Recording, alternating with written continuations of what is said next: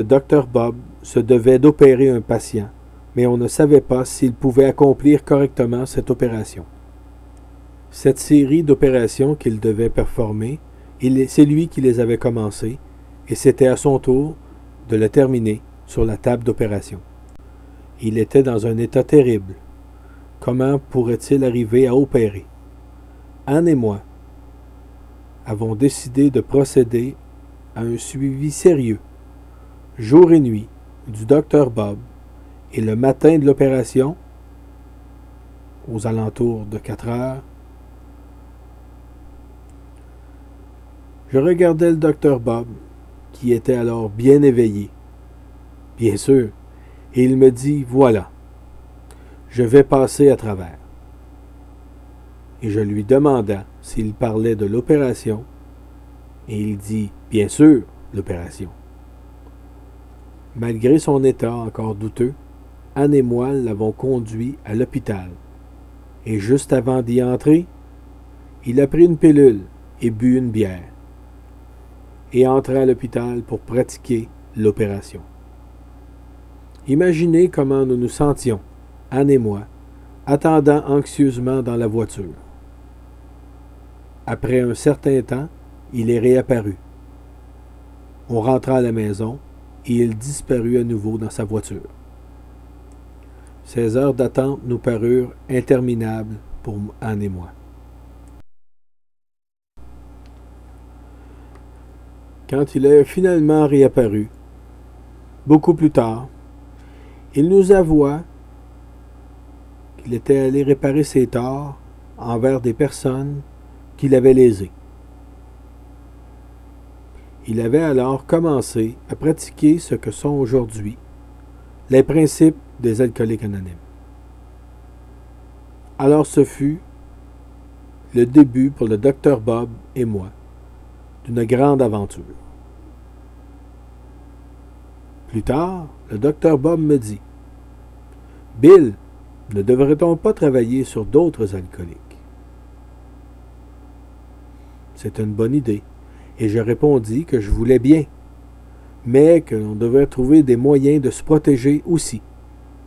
« Docteur Bob, avez-vous des idées où on pourrait trouver des alcooliques? » Et il répondit qu'il avait déjà travaillé sur un département dans un hôpital et qu'il appellerait une infirmière qu'il connaissait et qu'il croyait qui pourrait l'aider. Il appela cette dame et lui expliqua que lui et un ami de New York avaient une nouvelle méthode pour approcher les alcooliques et possiblement les aider à ne plus boire. L'infirmière connaissait le docteur Bob et lui dit simplement, « Bon, docteur Bob, compte tenu de vos performances personnelles, vous devriez essayer cette méthode sur vous-même. » Et il lui répondit que c'était déjà fait. « Bien, alors dit la dame, alors nous avons justement le type de client que vous recherchez. Il arrive de l'urgence, il a les 2 yeux noirs, il est attaché à son lit, sous contrôle. » Le docteur Bob donna quelques suggestions de médicaments à l'infirmière qui acquiesça et lui confirma que nous serions là demain. Le lendemain, nous rencontrions l'homme sur son lit d'hôpital. Une image bien connue maintenant de chacun de nous. Nous visitons un avocat connu de Akron. Il était complètement démoli. Il avait été hospitalisé 4 fois dans les 6 derniers mois. Et il nous mentionna qu'il ne pouvait même plus rentrer à la maison sans être complètement ivre. L'homme semblait atterré. Je lui ai alors expliqué, citant encore une fois le docteur Silkworth, la nature de sa maladie, et Dr. Bob, lui, parla de son expérience récente. Et l'homme continua de secouer la tête en disant qu'il était rendu trop loin pour s'en sortir. Il dit que ce n'était pas un problème de foi en Dieu, mais plutôt un problème de foi en lui-même. Mais il ajouta, « Revenez demain, s'il vous plaît. » Vous semblez savoir de quoi vous parlez.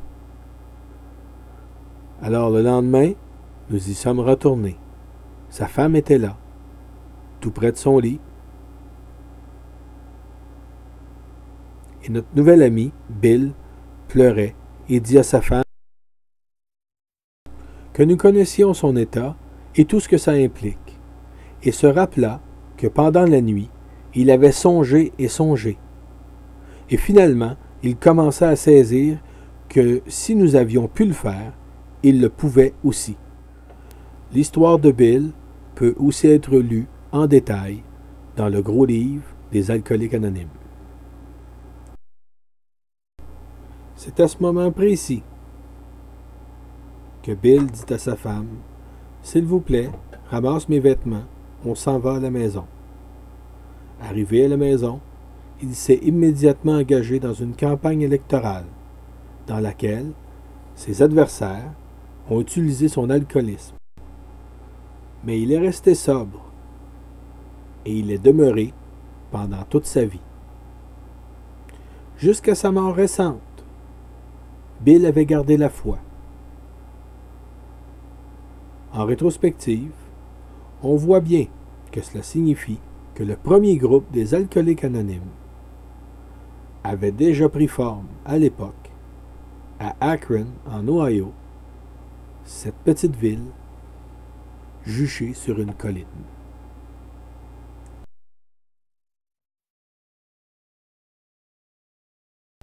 Avant de conclure sur cette partie du projet, je crois que nous devrions tous réfléchir, très humblement, sur la merveilleuse séquence d'événements qui nous a amenés ici aujourd'hui. Il a fallu de l'humilité du docteur Jung qui, dans son bureau, a dit à un patient « Seules les expériences spirituelles peuvent te sauver. Mon art ne le peut pas. » Il a fallu un messager, un patient, qui est venu voir mon ami Abby.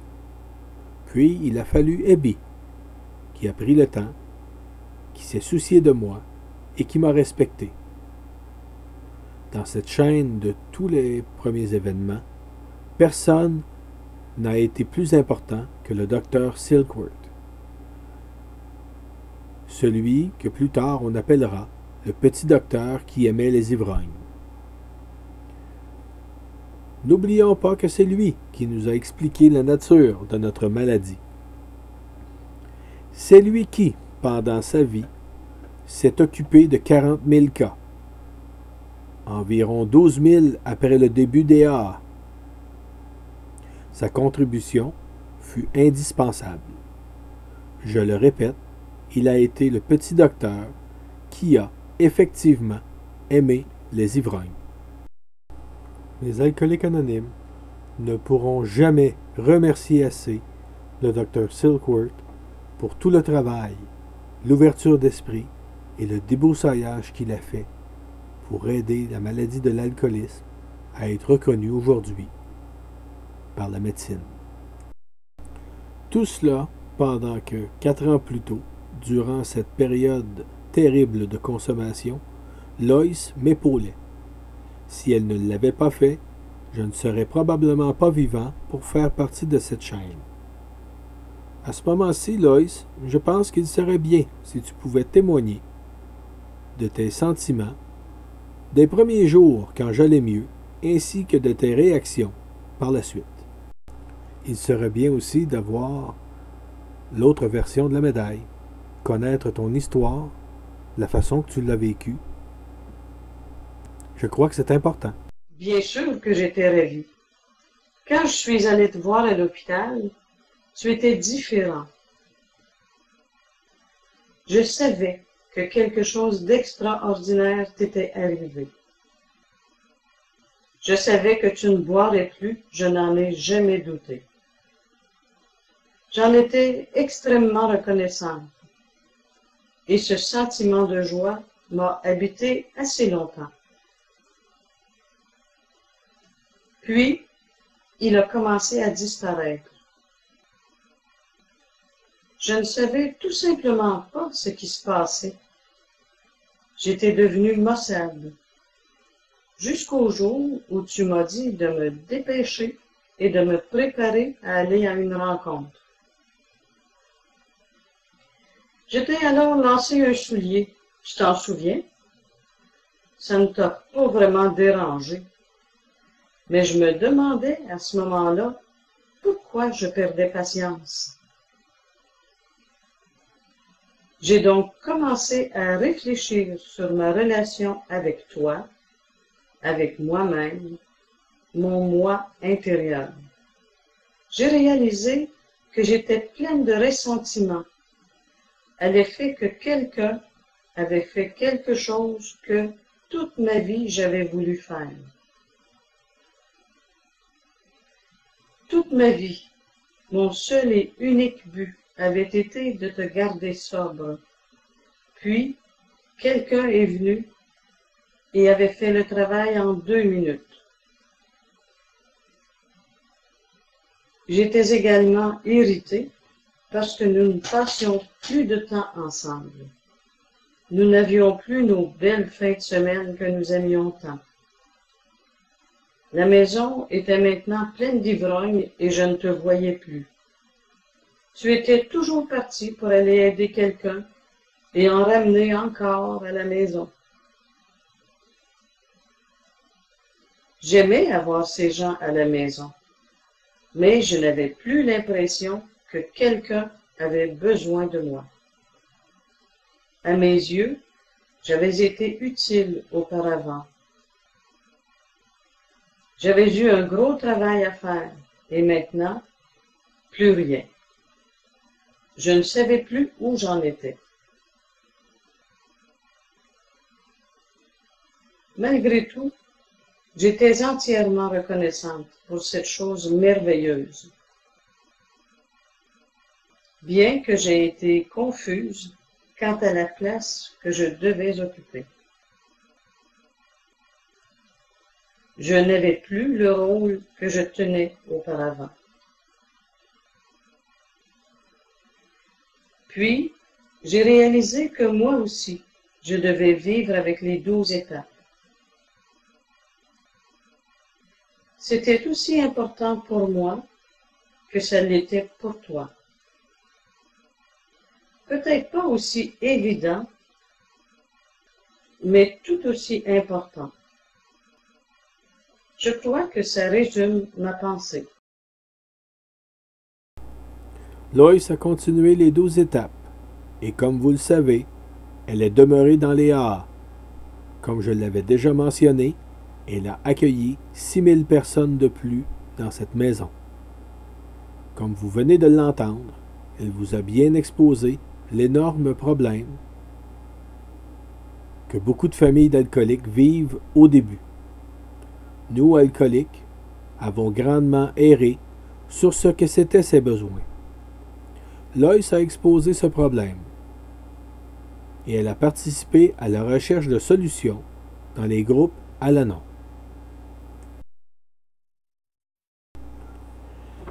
Maintenant, résumons cette merveilleuse séquence d'événements.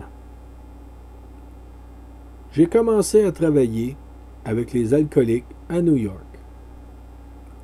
Nous avons commencé nos rencontres AA dans le groupe d'Oxford, où nous avons alors rencontré le révérend Sam Shoemaker. Ce qu'il nous a inspiré est indescriptible. Son influence fut majeure.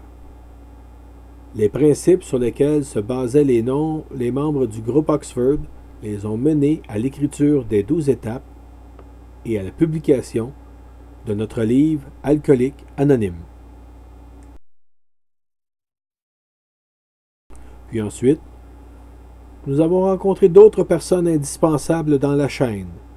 Anne Smith, dont l'expérience est semblable à celle de Lois, et qui est restée aux côtés de Dr. Bob. Bob, le premier alcoolique devenu sobre en suivant mes traces. Puis vint Bill, formant ainsi un groupe de 2 ou 3 personnes qui se rencontraient.